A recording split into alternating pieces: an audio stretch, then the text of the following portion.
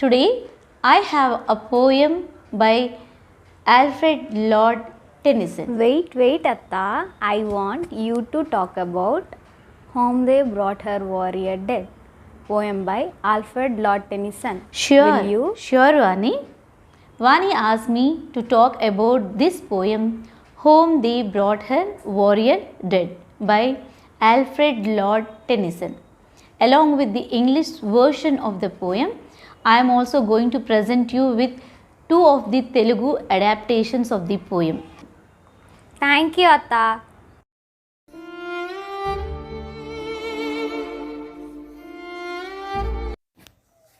Home they brought her warrior dead. She nor swooned nor uttered a cry. All her maidens watching said, she must weep or she will die. Then they praised him soft and low, called him worthy to be loved. Truest friend or noblest foe, yet she neither spoke nor moved. Stole a maiden from her place, lightly to the warrior stepped, took the face cloth from her face, yet she neither moved nor wept. Rose a nurse of 90 years, set his child upon her knee. Like summer tempest came her tears, sweet my child, I live for thee. The plight of the dead warrior's wife is beautifully portrayed in the poem, right? So now I am going to present you with the Telugu adaptations of the poem. These are not called translations but adaptations because they were written keeping in mind the cultural aspects of our country. శోకసంద్రం. ఇల్లు చేరనయో ఆ సఖియోధుడు శాశ్వత నిద్రపోతూ ఇక సెలవని చెప్పడానికి. కదలలేదు మెదలలేదు పెదవి విప్పలేదు ఆ సఖి, కంటి నుండి నీటి చుక్కైనా తొనకలేదు. చుట్టూ చేరిన ఆ సఖి చెలికత్తెలు ఆందోళనతో పెదవి విప్పి అనిరి ఇట్లు, గడ్డ కట్టిన దుఃఖాశ్రువులు నీరై పొంగకుంటే గుండె పగిలి ప్రాణాలు ఆవిరైపోతాయి చలి. లలిత మృదు మధురంగా చెలులు కొనియాడిరి ఆ అమర జవానుడి గుణగణాలు. అందరివాడు అందరికీ ప్రేమపాత్రుడు, ప్రియమైన వాడేలేని ప్రియవిభుడు. నమ్మకమైన స్నేహితుడు, శత్రువుకి కూడా మంచితనమే చెప్పిన గొప్పవాడు. అయినా సఖి కదలలేదు మెదలలేదు పెదవి విప్పలేదు, కంటి నుండి నీటి చుక్కైనా తొనకలేదు. నెమ్మదిగా ఒక చెలి మిగిలిన చెలుల నుండి పక్కకు జరిగి అటుగా వెళ్ళి, మెల్లగా ఆ అమరవీరుని దాపుకు వచ్చి నిలుచుండి ఒక లిప్త ఆలోచన చేసి, నిద్రిస్తున్న ఆ ముఖముపై కప్పిన తెల్లని మేలి వస్త్రం తొలగించి వేసింది. అయినా సఖి కదలలేదు మెదలలేదు పెదవి విప్పలేదు, కంటి నుండి నీటి చుక్కైనా తొనకలేదు. అంతా చూస్తున్న పండు ముదుసలి మంత్రసాని అనుభవంతో నిలిచింది.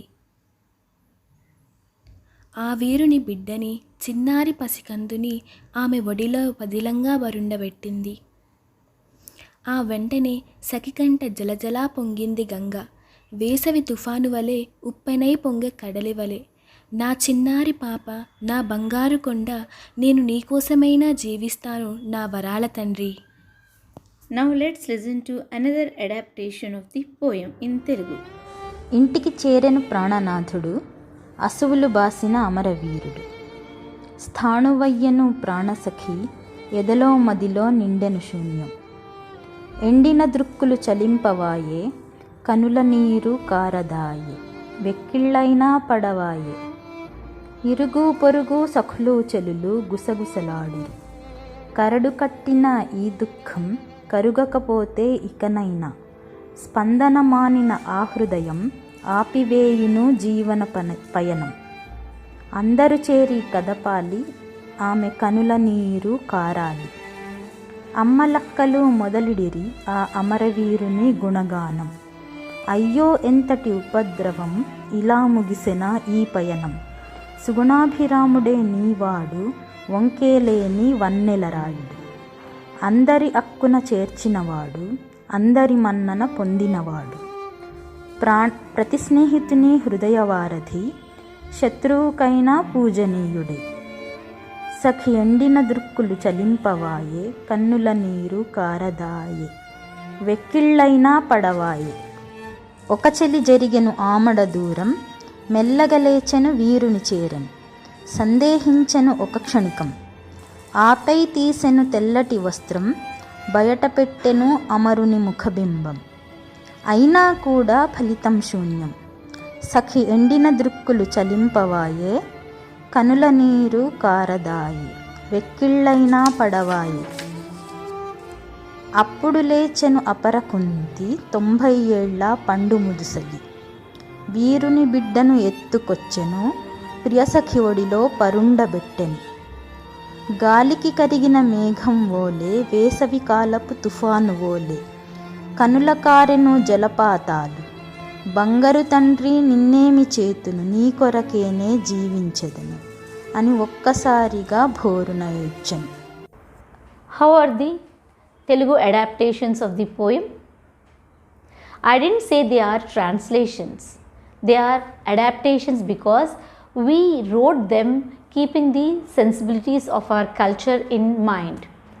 There is one particular stanza in which one of the maiden uncovers the face of the dead warrior, and there we used white cloth which signifies purity in our culture. Even death is seen in that light. But in the Western culture, whenever there is a death, they signify death using black color. There is another example while mentioning maidens. Maidens means we know that unmarried women, right? Unwed women. But in our culture, we use this word chelikattelu, chelulu. That means friends. So there are many things. If you look deep into these Telugu adaptations, you will find that they were not mere translations, right? Hope you liked that poem and also the adaptations into Telugu. Thank you. Like, share, subscribe and hit bell icon for notifications of Classroom TV.